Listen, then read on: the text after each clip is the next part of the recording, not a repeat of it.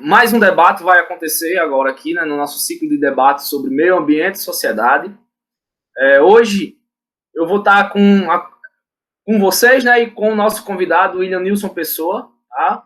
E o Will, né, para os colegas e amigos, né, Will? Ele vai se apresentar aí a vocês, falar da formação dele, falar o que ele está fazendo atualmente. E após isso a gente vai discutir sobre a biodiversidade faunística da Caatinga, né, os problemas e o que é que a gente pode fazer para o futuro, para a preservação desse bem tão precioso. Dali, Will, toda a sua fala. Ali. Então, galera, como o Jackson já falou, meu nome é William Nilson Pessoa, para a galera mais chegada é o Will, mais fácil de falar também, né? Eu sou biólogo de formação pela UFRN, né, Universidade Federal do Rio Grande do Norte. Concluí minha graduação aqui, comecei um mestrado, mas hoje eu sou aluno de mestrado na Federal da Paraíba, na UFPB, do campus de João Pessoa. Trabalho com herpetologia, que é uma das áreas das ciências biológicas, que estuda répteis e anfíbios. Então, eu sempre trabalhei principalmente com serpentes. Meus trabalhos são basicamente com serpentes, tendo de outras áreas também. Mas hoje meu mestrado é com cobra, né, com jararacas. Então eu trabalho com história natural. Sou membro externo aqui na UFRN, membro externo de pesquisa na UFRN, aluno de mestrado na UFPB e membro externo de pesquisa no Instituto Butantan, no qual também trabalho com expedições de campo, sou especialista em expedições de campo e lá trabalho com pesquisa também, com aranha-escorpiões e com serpentes. Né? Então essas são as minhas áreas de atuação.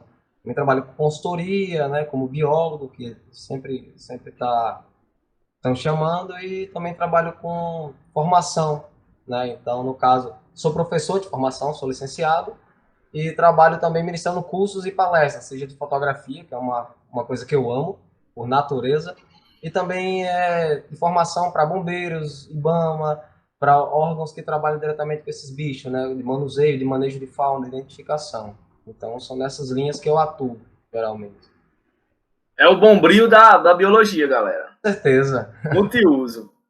É isso aí, Will. Então vamos lá, vamos começar falando um pouco sobre a biodiversidade, né, da fauna da nossa caatinga, né, que é um bioma que quase 50% foi degradado, né, e é um bioma também que pouco é estudado. A gente vê pesquisadores de fora vindo estudar a caatinga aqui, e a gente não tem tantos pesquisadores do próprio bioma, tantos nordestinos mesmo estudando esse bioma, né, principalmente essa parte do semiárido. Muita gente acha quente demais, acha a ida a campo muito hostil, né? Mas temos que pesquisar, tem que ser um ambiente bem abordado para ser preservado. Exatamente. Vamos lá. O que é que você trouxe aí de dados sobre a biodiversidade da Caatinga para a gente? Então, falando sobre a Caatinga em geral, né, tem aquela questão que todo mundo já deve ter ouvido, que a Caatinga é um bioma exclusivamente brasileiro, né, que hoje em dia nós já não estamos chamando mais de bioma, né, tá rolando umas discussões ainda sobre bioma, fitofisionomia, né, e por aí vai. Então, o termo que nós estamos usando atualmente é domínio, né, para ir trocando por bioma. Mesmo assim, bioma ainda não está errado, né, não decidir, olha, bioma não se usa mais. Ainda é Então, usado pelo IBAMA, né, bioma? Ainda é usado, né, pelo IBAMA. o IBAMA sempre demora, né, a atualizar depois de muito tempo. Então, o domínio da Caatinga é exclusivamente brasileiro. Né? Então, todas as características que nós temos de fauna, de flora, de clima, de solo, é único no planeta. Né? Tem outros lugares na África, na Austrália, que são muito semelhantes, né? Que inclusive é na mesma faixa. E daí, mesma faixa tropical, e daí eles colocam como parecidos, né? Mas a Sim. Caatinga é muito peculiar. É um dos biomas que eu conheço, assim, conheço todos os biomas do Brasil, todos os domínios, e para mim é, sem dúvida, o mais resiliente. Todo mundo que já passou na Caatinga, né, percebe na época de seca que não tem uma folha verde, tudo seco, árvores retorcidas, parece que está tudo morto. E basta chover 2 dias, e uma semana depois você vai ver lá, deu um boom, né? Tá tudo verde, tudo colorido, cheio de bicho. Né? Então, isso é algo maravilhoso. Eu anotei alguns dados aqui sobre a Caatinga, né? Só para título de curiosidade mesmo. Eu coloquei em tópicos. Então, primeiro, a Caatinga ela corresponde a 10% do território nacional, né? De cobertura vegetal. Então, você vê, o território vegetal do Brasil é 10%. A caatinga, atualmente, ela tem 3.250 espécies de plantas. Esses números podem estar maiores, porque a ciência é dinâmica e o tempo todo está saindo muito trabalho. E 23% dessas espécies de plantas são endêmicas, ou seja, elas só ocorrem na caatinga, né? Quando eu falo que alguma espécie é endêmica, ela só ocorre naquele lugar. Se eu falar que ela é endêmica do parque tal, ela só tem naquele parque. Se ela é endêmica do estado tal, ela é daquele estado, ou do bioma tal, ela é daquele bioma. Só de formiga, são 276 espécies na caatinga, 386 espécies de peixes, 203 são endêmicas, quase 80% são endêmicas, olha que massa. 98 espécies de anfíbios, 20 são endêmicas, 79 espécies de lagarto, 49 delas são endêmicas, mais da metade. São 548 espécies de aves, sendo 67 endêmicas, 183 espécies de mamífero, né? 11 delas são endêmicas, só tem na Caatinga. E hoje, na Caatinga, nós temos só 54% da vegetação remanescente. E mesmo assim, ainda é muito pouco. Esse número deve estar menor agora. A Caatinga ela é o terceiro bioma mais degradado do Brasil, né? Então, atrás da Mata Atlântica e Amazônia. Então, isso é um número, assim, assustador. Ela abriga mais... Além dos impactos naturais, né? Intemperismo, né? A chuva que vem, a pouca chuva que vem todo ano já altera a questão do solo, né? Facilita as erosões, e ainda tem o impacto da ação antrópica, né? Que é o desmatamento, queimadas, a caça, e que a gente vai tocar nesse assunto já, a caça e tráfico de silvestres, retirada de fauna desses locais, né? Exatamente. Isso tudo contribui para a degradação da caatinga. Só para complementar isso aí que você falou, eu tenho anotado aqui, onde tem a caatinga, né, no Brasil, são 9 estados, abriga mais de 28 milhões de pessoas, e outra só para curiosidade, 11 milhões de caprinos. Ou seja, 28 milhões de pessoas gera muito, mas muito impacto. Muito impacto. Só a criação das cidades e de cada vez mais o pessoal adentrando nas áreas de caatinga, né, desmatando para pasto, para caprino, para gado, né, para tirada de lenha. Aí tem as cerâmicas, né, que faz telha e tijolo, que compra lenha, padarias. Então isso não é tirado do quintal do povo. Eles não plantam para fazer isso. Eles tiram da natureza, legal ou ilegalmente, né, como a gente vai falar mais na frente. Caprinos, esses animais ficam soltos na mata, o gado. Aí na ração vai sementes de capim, de outros vegetais que são introduzidos, como eles disseminam, né, transmitem doença para espécies nativas, esses mamíferos, e por aí vai. Né? Então, os danos assim são absurdos, né? São incontáveis e irreparáveis. Né? Continuando os dados aqui, ó, 2% da área que está no domínio da Caatinga, só 2% são áreas sob unidade de conservação, são protegidas. Né? Então, 2% estão sob áreas integralmente protegidas, e 7% das unidades de conservação no geral, né? E 20% sobre o processo de desertificação. Então, 20% da Caatinga está desertificada. Ou seja, o solo não tem mais nada, nem vegetal, né? Não tem planta.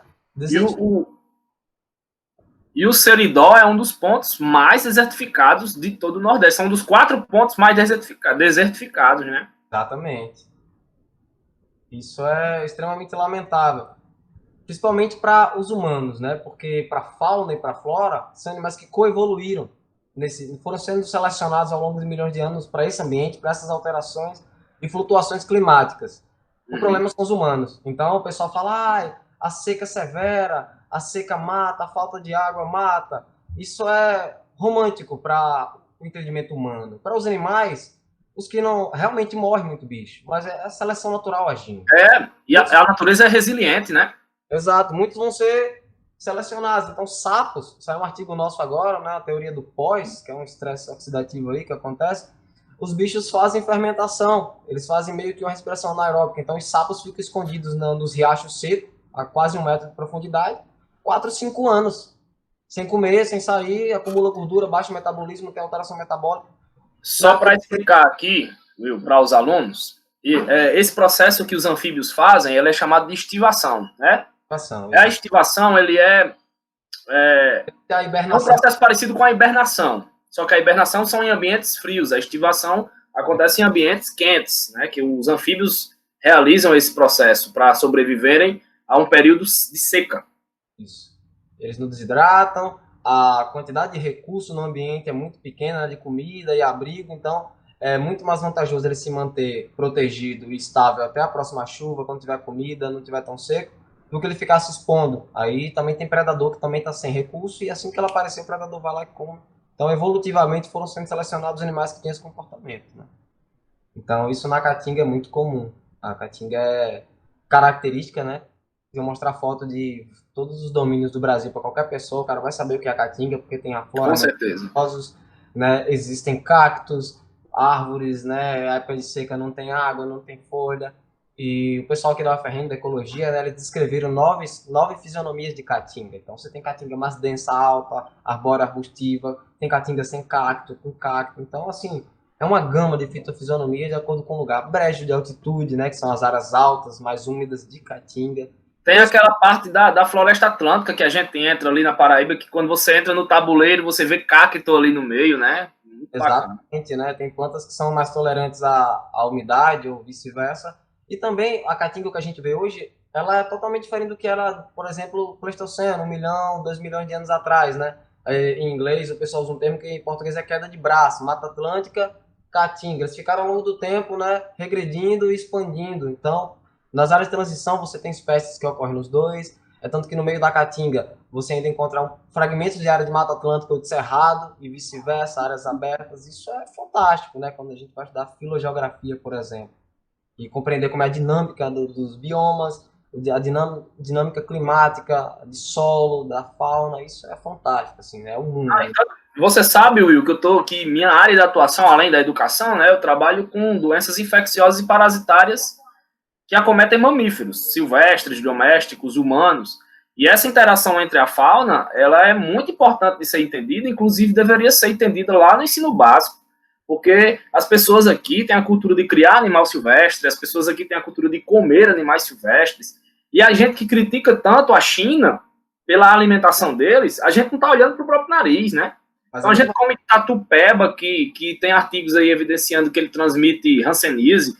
A gente se alimenta de vários animais que têm um trato gastrointestinal rico numa microbiota, muitas vezes patogênica a nós. Então, essa interação da gente com a fauna silvestre, seja ela direta ou seja ela indireta, que é quando a gente solta animais domésticos em zona silvestre e aí causa aquele problemão que a gente sabe, né? Então, tem muita coisa a ser debatida. Exatamente, né? Complementando o que você falou, aproveitando o contexto atual que nós estamos, né? Inclusive estamos online exatamente por causa disso, sobre o tatu, né? A China, o pessoal tem esse costume de comer e tal, a gente também aqui no Brasil, a gente não, alguns brasileiros, principalmente no Nordeste e na Amazônia, acompanhei muito lá, a questão da caça, tem por subsistência, hoje em dia ainda tem, mas a maioria por esporte, né? Assim, por hábito e cultura mesmo. Mas a questão do tatu, tem um vírus que ocorre em tatu, que ainda é um vírus meio misterioso no Brasil, que ele tem nos tatus, em todos eles, né, e alguns outros animais também, que ele é semelhante ao corona, é do mesmo grupo, corona, SARS, né, esses bichos possuem um vírus, que inclusive no Brasil mata cerca de 15 pessoas por ano de mortes assim relacionadas à caça de tatu. E dados importantes são ano passado, por exemplo, não, 2018, morreram 9 pessoas de uma mesma família. Eu não me recordo se foi Pernambuco ou Tocantins, que era de caçadores pelo mesmo vírus. Depois descobriram que foi contraído infectados pelo tatu. E de quem morre no Brasil por esses vírus de animais de caça, 80% são as mulheres. Por quê? O cara atira no bicho, mata o bicho, coloca na sacola e leva. Quem tem contato com a carne fresca e o sangue, elas são as esposas em casa na hora de tratar a carne. E daí, quando elas cozinham, preparam e todo mundo come, boa parte da chance de se infectar diminui porque o bicho passou por choque térmico e passou pelo cozimento. Então, geralmente os maridos ou os filhos morrem ou se infectam por causa da mãe ou da esposa, né? Isso é muito perigoso. No interior ocorre muita morte, né? Ah, fulano morreu do coração, teve um ataque, um infarto, e simplesmente morreu do nada e enterram, não investigam. Boa parte dessas mortes são por doenças. Sobre outra coisa do contexto atual, em 2007, 13 anos atrás, já havia um artigo mostrando que isso era uma bomba relógio, que o mundo tinha que estar preparado para uma pandemia. Isso não é de agora, né? Então, em 2007, tem artigos já mostrando que, olha, a China com esse costume de comer animais, e eles falavam que os morcegos, os pangolins e outros mamíferos lá eram animais reservatórios, ou seja, animais que têm vários vírus, várias bactérias, que neles não causam nada. Inclusive o corona é exclusivo de um animal. é exclusivo de animal não humano. A diferença é que ele sofreu mutação e começou a infectar o humano. E daí o que aconteceu? Eles falavam, ó, esses animais são reservatórios, vocês na China estão comendo esses animais. Todos os turistas do mundo que vai para a China, tira foto, filma, come, experimenta comer os animais. Né? Então, indo para a China, você poderia se infectar diretamente dos chineses ou diretamente da comida. E o fato de elas voltarem para seus países iriam disseminar o vírus, como aconteceu. Eles falaram que se medidas não fossem tomadas, ia chegar um momento que o mundo ia sofrer uma pandemia, assim como jamais vista, e pararia o mundo, né? Então, é o que está acontecendo agora. A galera não leva muita fé na ciência, mas espero que agora eles aprendam, né? Isso é lamentável. E a próxima pandemia pode ser uma realidade saída daqui do Brasil. Muita gente não acredita, mas e aí, vamos chamar de vírus brasileiro, então? Vamos tratar assim? Por negligência nossa, né? Da pessoa sem instrução alguma até a pessoa com instrução que faz pela própria, falando no nosso termo, na safadeza mesmo, né? Sim. Tem gente que escolhe ser burro, assim, né? Porque não é questão de política como a galera tá brigando ultimamente, é questão de bom senso e de ter noção. Né? Primeiro é saber o que é que você lê, qual tipo de informação, porque tá vindo muita informação, né? Saber as fontes, muita gente só se identifica com o título de uma matéria e já compartilha, já fala o que quer, sem ter noção nenhuma de contexto biológico ou infectologia, sem saber de política, sem ler, sem conhecer história. Então, muita gente fala, isso gera notícias falsas, mesmo sem intenção, né? Isso é muito perigoso. E, Will, qual é a sua visão sobre, já que a gente já entrou nessa parte de alimentação de animais silvestres, né? Primeiro, vamos tratar da sua visão sobre a caça. Da caça ilegal. Então, no Brasil, a caça é considerada crime, né? Nas leis ambientais federais, nós temos que perseguir, coletar, né? Criar, maltratar ou ter derivados de animais ou de plantas, ou seja, material biológico no Brasil é crime, sem licença, né? Ou seja, a fauna e flora do Brasil não é patrimônio da sociedade como lá nos Estados Unidos a gente pode pegar tudo para criar. Lá nos Estados Unidos, se eu achar uma cobra, eu posso pegar para criar, não posso vender, sem licença. Mas é patrimônio da sociedade. Aqui é patrimônio da União. Então, não se pode coletar, não se pode perseguir, caçar. Em alguns lugares, por exemplo, o pessoal beiradeiro, nos ribeirinhos da Amazônia, indígenas, ou em cidades, comunidades extremamente pobres, alguns poucos casos na Caatinga, no Nordeste, que eles usam para subsistência, tem portais que as pessoas se cadastram como, né, vulneráveis e que necessitam dessa prática da caça. Mas mesmo assim ainda tem outros programas do governo, inclusive, né, cesta básica, do leite, e assim vai, que diminui diminui a necessidade disso. Por exemplo, tem um programa do governo que eu não sei se está ativo ainda, que distribui sementes para a galera plantar, que cavam poços gratuitamente nas propriedades para que eles tenham água para o gado, para plantar, para produzir carne, leite, queijo. Aqui a gente tem o IDEMA, né? A gente tem a Emater, que distribui sementes também. Exatamente, né? Para justamente diminuir, né, a necessidade da pessoa de ir caçar. E aí tem também a caça clandestina ilegal, mesmo que é por esporte, por hobby, porque é cultural. Isso é crime, né? Então as pessoas não estão inocentes. Então quando o IBAMA bate, a fiscalização bate, a Polícia Rodoviária Federal vai junto, eles saem correndo ou eles simplesmente se entregam logo e sabem que é crime, né? Infelizmente a legislação brasileira não garante a prisão, porque a multa é de 6 meses a 1 ano e meio, e abaixo de 2 anos é convertido em condicional, então ele não fica detido, né? Na verdade é só detenção, não tem reclusão, leva para a delegacia ou no ato da autuação faz o TCO, que é o termo circunstanciado de ocorrência, e a pessoa paga a multa, que daí a multa vai de acordo com a espécie que ele tá abatendo, e a quantidade de espécie, e a multa vai de acordo com a espécie, né? Então, geralmente, por exemplo, a ribaçã, que é muito comum, é R$ 500 por animal abatido. E daí tem o porte de arma ilegal, tá caçando, e se for andado de conservação já tem outro crime, e assim vai, né? Então, quem vai gerir isso aí é um órgão federal. Então, não é mais como prisão normal, crime comum, que é a Polícia Militar ou Civil, então é a nível federal. E aí implica em algumas coisas na vida dessas pessoas, né? Pois é, cara, as pessoas preferem se arriscar a responder judicialmente e a arriscar a própria saúde, né? Porque a ribaçã ou a voete em algumas localidades, elas vêm lá da África, né? Do continente africano, elas migram. E essas aves, elas trazem todo tipo de patógeno nelas. Assim, uma hora pode explodir alguma coisa aí em um grupo pequeno, um surto, e esse surto pode se tornar uma epidemia, e assim o estrago está feito, né, Will? Exatamente. Aves migratórias têm isso, né? Elas viajam vários países, principalmente um exemplo são as aves, as garças, né? As aves como as garças que param, flamingos, param em corpos d'água em vários países. Tem um fungo que está dizimando os sapos do mundo todo, né? Que é o fungo Chytridium, que ele é disseminado na água. É um fungo que ele tem flagelo e está matando os sapos, acabando com os sapos. E aí muitos países estavam, pô, como assim, né? O fungo chegou aqui em áreas conservadas que ninguém entra, área de proteção, e o fungo tá lá, assim, ninguém levou. Aí depois descobriram que os animais, que as aves, pousam lá nos corpos d'água, tipo, nos Estados Unidos, eu vou dar um exemplo. Tem um fungo. Daí o fungo entra na pele, nos pés, nas penas, e ela vem voando. E quando ela pousa na água aqui, reidrata, o fungo, né, fica na água e termina matando os bichos. É assim que acontece de forma natural. E fungo é muito complicado, viu, de matar. Muito. É um micro-organismo que, para nós, é uma dor de cabeça. Quem tem sinusite fúngica vai para cirurgia, porque é troço complicado.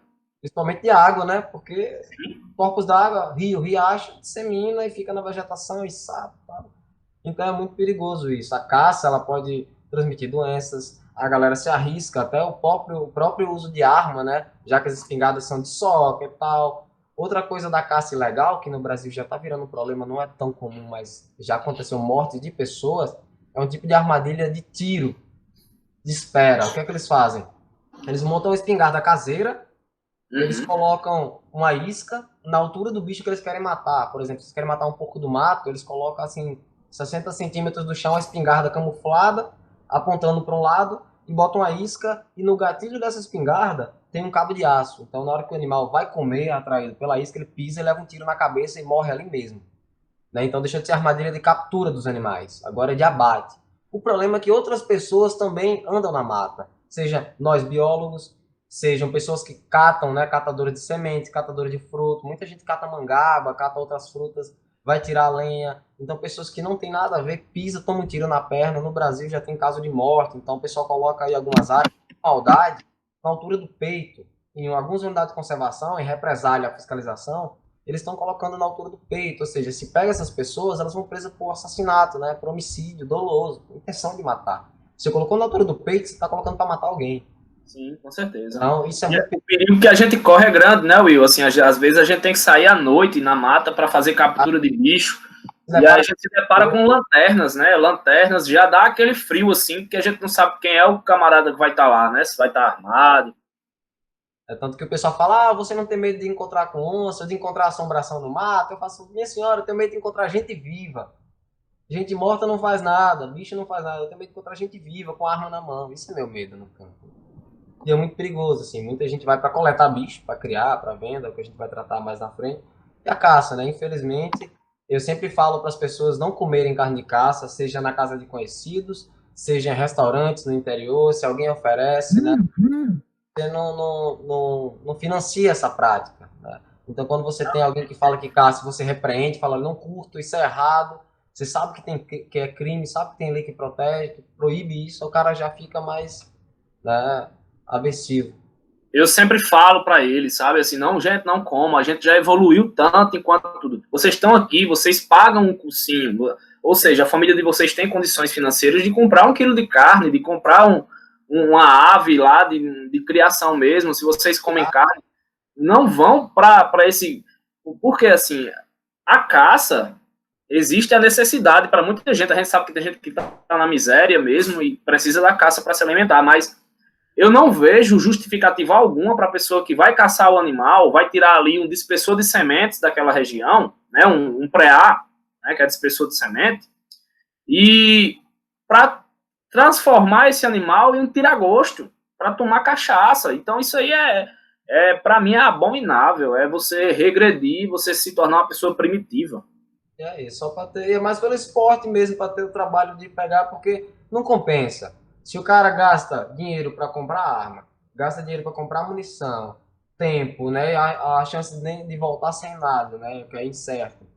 O risco de ser pego, o risco de dar um tiro acidental e matar alguém ou morrer. Então, são muitos riscos. O cara assume tudo isso só para tomar cachaça por um preazinho desse tamanho, que quando se trata e come fica menor ainda, né, não faz sentido. Restaurante, tem vários restaurantes que vendem no interior carne e caça, assim, eles não colocam, vendemos tatu-peba, mas aí a galera que é conhecido, amigo deles, eles falam, ó, tem um tatuzinho aqui, esses caras vão, e é por indicação, né? Isso que os órgãos tentam descobrir, né? Toda essa máfia por trás, porque não é o dono do restaurante que vai caçar, ele alicia moradores da área de Caatinga, que às vezes é inocente, o cara chega, olha, eu te pago R$ 5 em cada ribaçã, se tu matar 1.000 a ribaçã, é tanto que tu ganha. O cara, porra, só pra dar um tiro e matar uns bichos, vou ganhar muito dinheiro? Vai.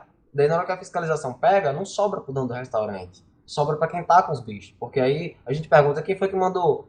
Foi tal cara, dono do restaurante. Chega lá a fiscalização, o cara nega. Não tem nenhuma prova. Porque ele falou boca a boca. Fala, não, nem conheço esse cara. Aí, infelizmente, o cara leva a culpa sozinho, né? Isso pois aí passa impune dos verdadeiros responsáveis, né? Exato, né? O cara já tava na necessidade e ainda é colocado numa situação dessa, enquanto o outro que é empresário tá, já ganha bem, já tem estruturado sua vida, né? Só quer lucrar mais em cima, às custas de outros. E o tráfico, que está aí, né, nacional e internacional, né, sendo levado para outros países, animais em situações lamentáveis, em situações muito tristes, dentro de garrafa PET, né, em ambientes que a gente nem imaginaria que eles caberiam dentro, né? Já vi cada coisa, né? Eu vou começar, eu escrevi um relatório, ano retrasado, para o Ministério Público Federal, né, junto com o IBAMA e tal, sobre o tráfico. A gente pegou dados de apreensões do IBAMA de 2004 a 2014, né, dos animais mais apreendidos, dos dados de animais que foram apreendidos do tráfico mesmo de criação ilegal, animais que eram vendidos, animais, aí tinha os resgates, né, que apareciam nas casas, mas eu separei só de tráfico, né? Então eu vou ler só um pouquinho, só a introdução, para que vocês entendam com número o que é que isso gera no Brasil. Né? E baseado, a gente tem mais de 500 mil animais sendo apreendidos por ano. Mais de 500 mil. Isso não significa nem 10% do que realmente é traficado. Do vocês que é escuro. Do que a gente não pega, do que não vê, né? Então eu vou ler aqui, ó. Eu coloquei assim, no relatório, ele fala, segundo os dados da ONG PEA, que é o Projeto Esperança Animal, o tráfico de animais silvestres é o terceiro maior negócio ilegal e lucrativo do mundo, sendo desbancado apenas pelo tráfico de drogas e de armas, respectivamente. É estimado que esse tipo de tráfico movimenta cerca de 10 bilhões de dólares por ano. 10 bilhões de dólares, que é muito mais que real. No mundo, né? E que no Brasil é movimentado cerca de 10 a 15% desse valor mundial, que equivale em torno de 1 a 1,5 bilhão de dólares por ano. Então é muito dinheiro, velho. Anualmente, cerca de 100 mil animais silvestres são apreendidos, e que representa apenas uma pequena porcentagem do que realmente é traficado, né? Uma média de 100 mil. Tem anos que teve, os últimos 10 anos, assim, que aumentou para 500 mil, né? Então, uma média, assim, absurda. Atrelado ao tráfico de animais, existem as graves e irreparáveis consequências em todo o mundo, e no Brasil, né?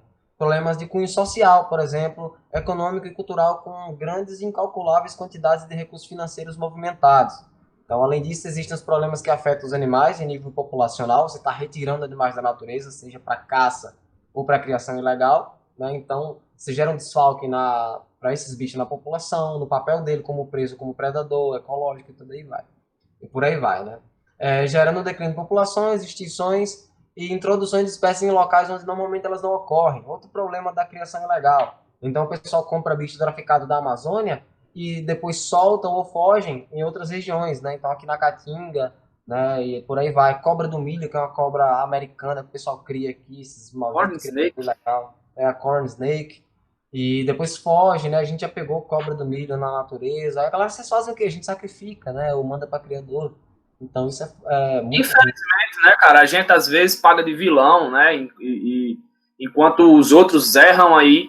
No meu caso, assim, na área que eu atuo, tem a questão dos cães, que são sacrificados. Eu acompanhei muita eutanásia de cão infectado com leishmaniose, né? E aí, mas nossa, vai ter que sacrificar o bicho, vai ter que matar.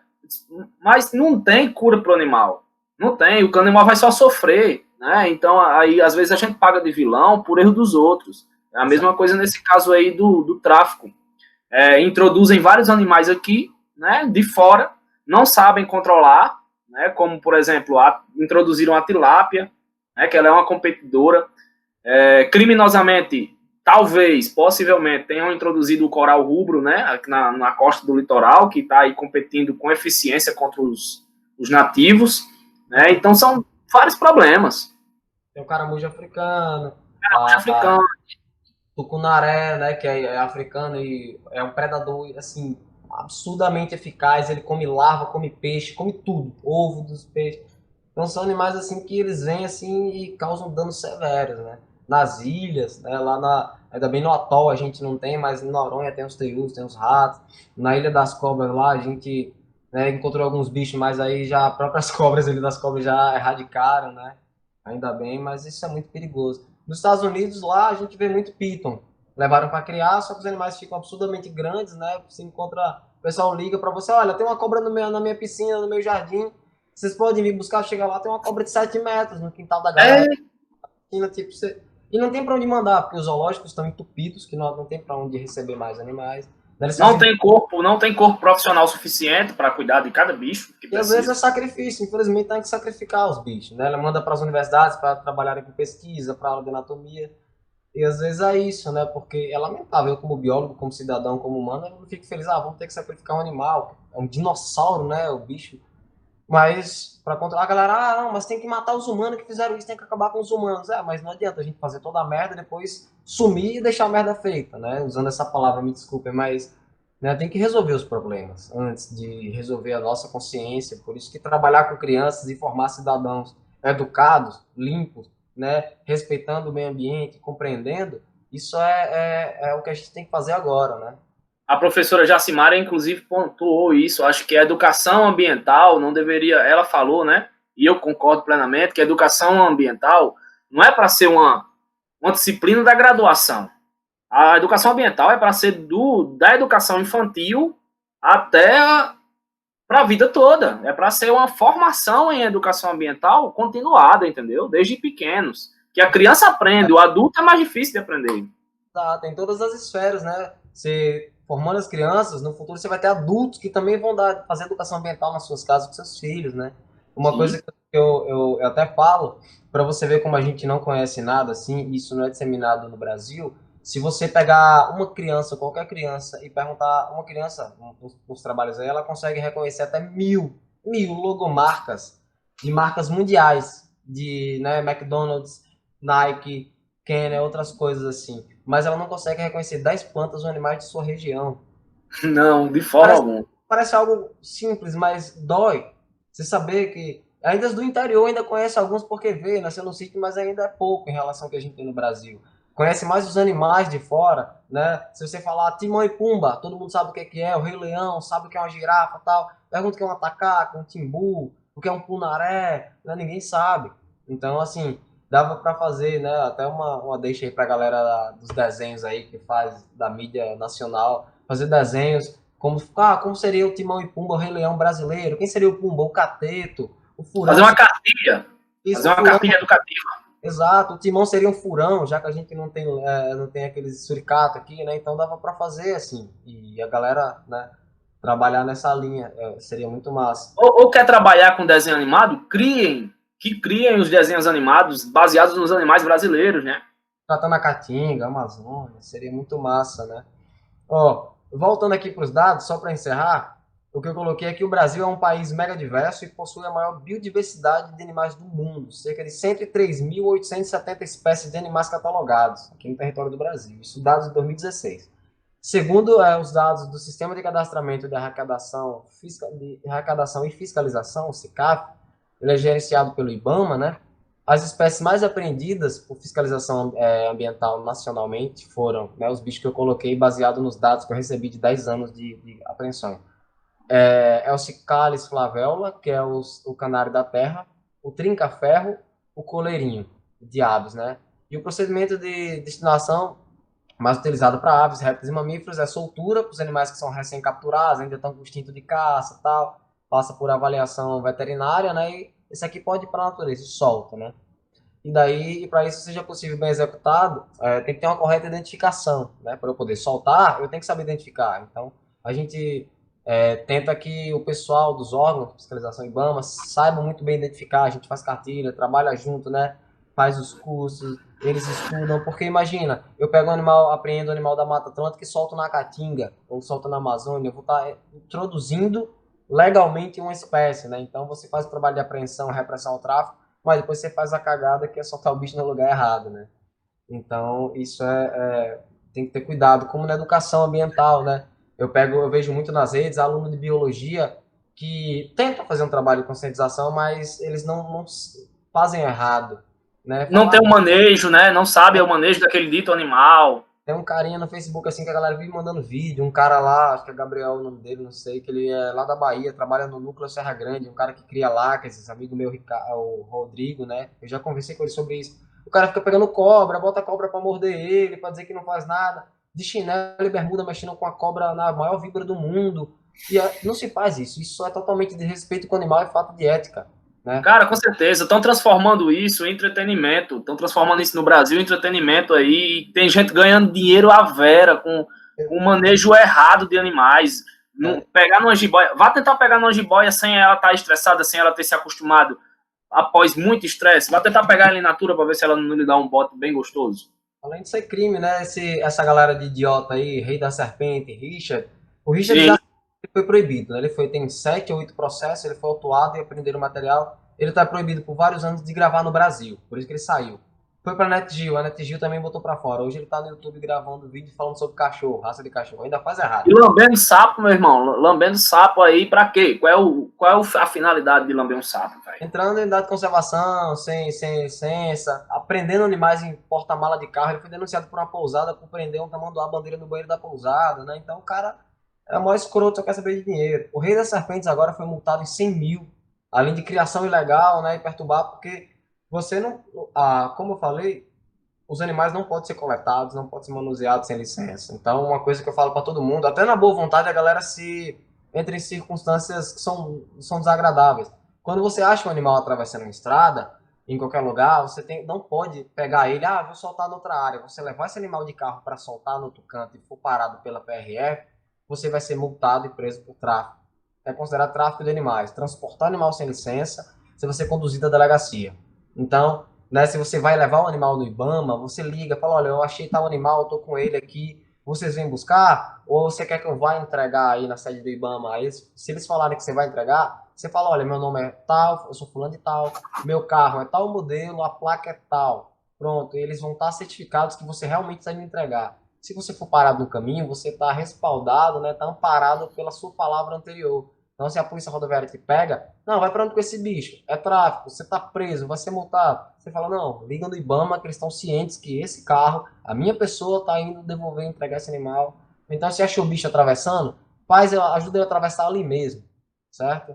E muita gente aqui, né, Will, assim, muito local no estado tem o amparo da Polícia Militar Ambiental, da CIPAM, né? Sim. Aqui em Caicó, falando aqui de Caicó, tem o tenente Rafael Vitor, né, que teve uma experiência na vida dele com biologia e hoje ele é tenente e comandante da CIPAM. Ah, E eles pegam animais silvestres aqui, eles têm as gaiolas, eles levam para o Aquário Natal, ou para o Parque das Dunas, ou para a sede do IBAMA, e tem essa ajuda. O pessoal do Seridó que precisar desse tipo de apoio, tem a Polícia Militar Ambiental, tem o Corpo de Bombeiros em outras regiões que não tem esse PAN, né? exato. Tem, assim, falta de gente para trabalhar nessa área e fazer esse trabalho não tem, né? Tem o número do IBAMA mesmo. Hoje é fácil denunciar, hoje é fácil ligar para os órgãos, então você pode ligar no Bombeiros, falar, olha, tem tal bicho aqui, eles vão te orientar, vão buscar. No Google você joga IBAMA, Rio Grande do Norte, vai aparecer o número. Polícia Ambiental, né? Ou então você liga na Polícia Militar mesmo, na PM 190 e fala, olha, transfere para a Polícia Ambiental que eu preciso. E daí vocês fazem denúncia, né? As denúncias são anônimas, então tem alguém que cria animais, tem alguém que vende, que maltrata, você liga é anônimo, né? Mesmo que você ligue de celular, o número não tem nada que identifique seu telefone lá. Você fala, olha, eu tenho informação, e aí quanto mais você tiver de informação de forma discreta, melhor, né? Então você fala, olha, a casa número tal é a cor amarela, a pessoa se chama fulano de tal, se você souber, o carro é tal, ele cria animais, ele vende, e é só isso. Pronto, daí o pessoal vai investigar, né? E você, principalmente se for vizinho seu, alguém que você conhece, se você fizer denúncia, não mude sua postura com ele, porque às vezes as pessoas sabem, né? Tem uma certa noção. Então, por exemplo, eu sou seu vizinho, falo com você todo dia, tal, daí você cria um monte de ave legal, te denuncia, no outro dia o Ibama vai, te pega, tal. Após isso, eu acho diferente, né? eu fico mais tenso, eu fico estranho, o cara às vezes pode perceber uma nuance. Então você só denuncia e esquece disso, né? E não conta mais para ninguém, né? Então faça seu papel como cidadão, sabe? Ou converse com alguém, né? Se quiser eu tenho aqui anotado o número do CETAS, que é o Centro de Triagem de Animais Silvestres, mas vocês procuram no Google também, tem um número do IBAMA, né? Então a gente não pode, eu recomendo a todo mundo que não financiem nenhum tipo dessas práticas, né? Você que tem filho ou que pretende ter, imagina você chegar para o seu filho e dizer, nossa, quando eu fui no interior, uma vez aconteceu isso, apareceu tal animal, tal, e o filho dizer, mas que animal é esse, pai? E você não saber mais, não poder levar ele para mostrar, ir no interior, na sua fazenda, no seu sítio, lá dos amigos, e não encontrar mais os animais, ter só na sua memória, e você não poder mostrar para o seu filho. Eu fico meio apreensivo com isso, eu não sei a maioria das pessoas, né? De eu poder Ah, cara, dizer, eu fico demais, assim, eu sempre mostro ao meu filho mesmo, assim, quando eu tô em contato com ele, só, filho, esse é um animal silvestre, o animal silvestre, o lugar dele, o lar dele é a natureza, ele não pode ser incomodado, ele não pode ser manuseado, né? Para isso a gente tem os pets, que inclusive a gente tem que deixar eles dentro de casa, ter a responsabilidade sobre o pet, porque um gato solto aí na rua, ele é o maior eliminador de fauna silvestre que existe dentro do ambiente urbano, ele é um caçador de primeira qualidade, depois de né? humanos, ele é uma, em animal mesmo, depois de humano, ele é o maior causador de extinções, dizimando espécies do planeta, né? São os gatos domésticos. E aí a gente entrou na última parte sem querer, né? Já na É, parte de o que é que a gente pode fazer, então a conversa fluiu muito bem, né? Então, denunciar crimes ambientais desse tipo, né, Will? não financia. Passar a ensinar aos nossos filhos ou aos nossos irmãos, sobrinhos, você que é aluno do CPCom, que tem filho, tem irmão, tem mãe, tem pai, ensina todo mundo, não, mesmo que as pessoas não lhe ouçam, mas você tem o direito de voz, né, Will? Tem o direito de falar, de orientar. Alguém você vai tocar com isso, né? Alguém, principalmente alguém que te admira, e não sei qual é a formação da galera aí, o que, que eles estão fazendo, mas, por exemplo, eu como biólogo, né?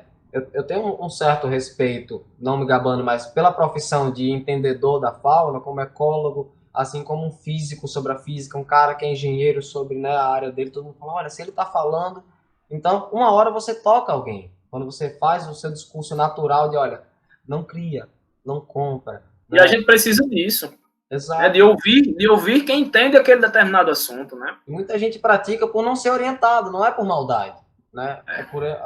Por não ser orientado. E isso deve ser disseminado mesmo, essa ideia de, olha, não pode.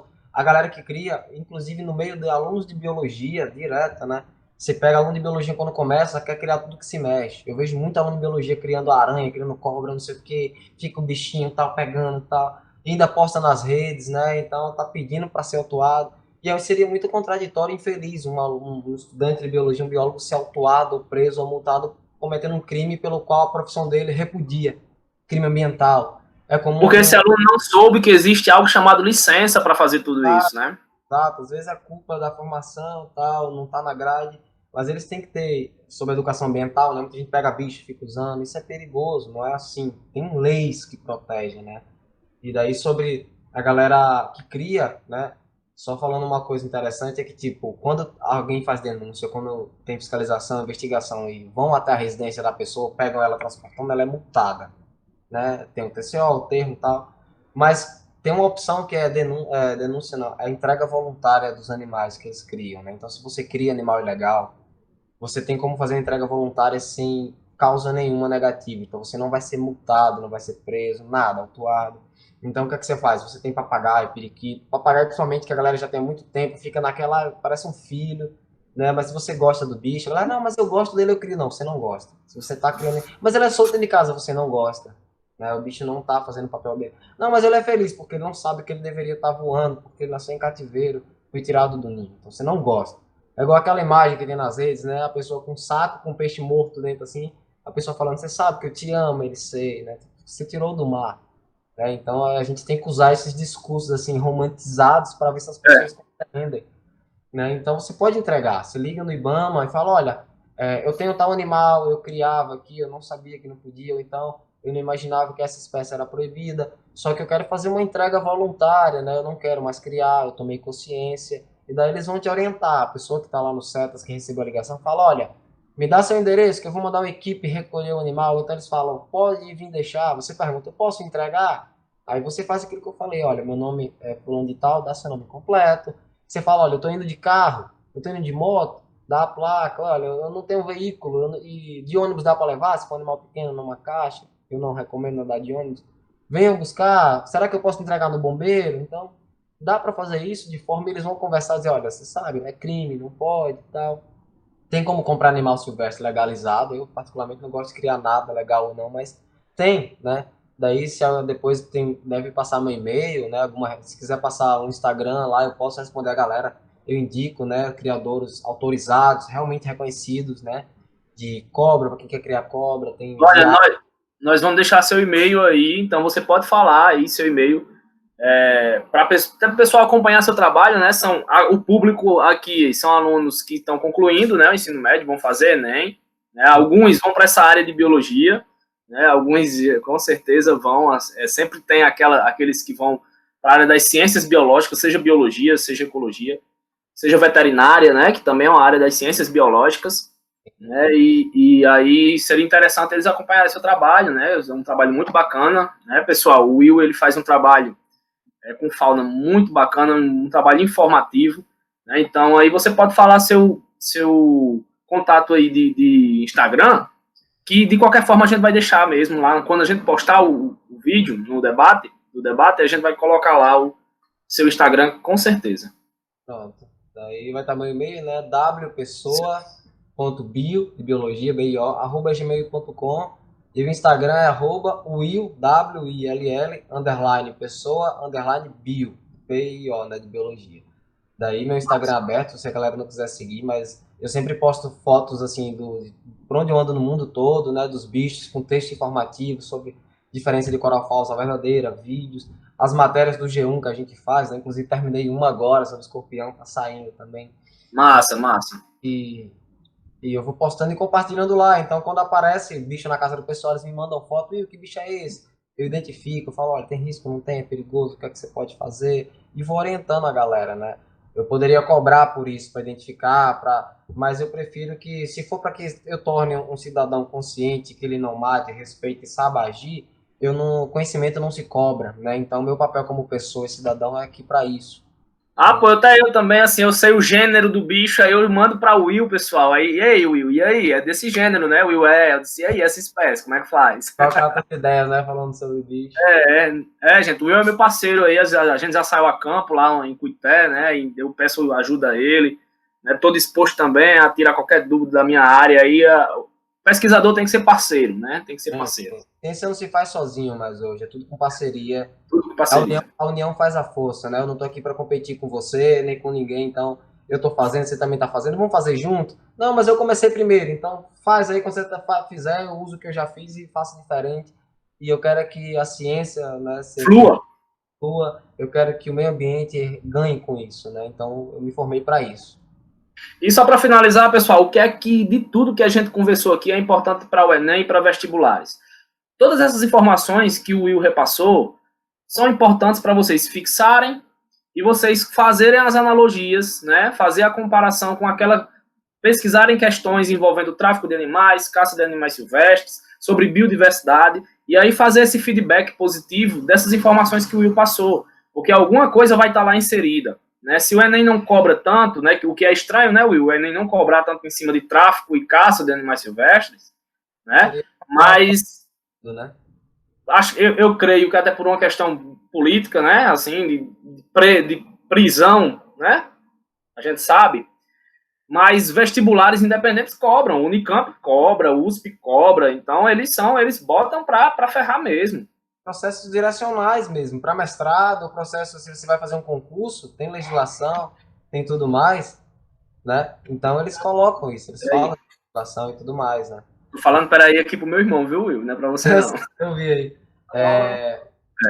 Por exemplo, o que você falou aí, da galera estudar e ver as linhas e fazer essas analogias. Como é que funciona a ordem no meio ambiente, né? Se eu falo que eu matar bicho, retirar bicho da natureza gera impacto, é porque eles têm que estar lá. Então, como funciona? A galera tem que começar a pensar. Então, tem ambiente, tem fauna, tem predador, né? Tem presa, tem animais que fazem isso, animais que fazem aquilo. Então, tá tudo num sistema harmônico. Certeza, certeza. E é isso aí, Will. Tô olhando aqui o tempo. Fechamos aí. Eu acho que deu para discutir muita coisa boa, né? Cara, gratidão aí pela sua presença. Em outros eventos que a gente fizer, você é o convidado. No dia que você estiver lá pelo Alto Oeste Potiguar, que tiver passado toda essa confusão de pandemia, vamos a campo, vamos fazer uma matériazinha lá no In Natura mesmo, né? Sobre Caatinga, naquela região. E vamos embora que informação é tudo aí para essa galera aí. Valeu, cara. Um abraço. Agradeço o convite, cara. Até a próxima. Valeu. Valeu.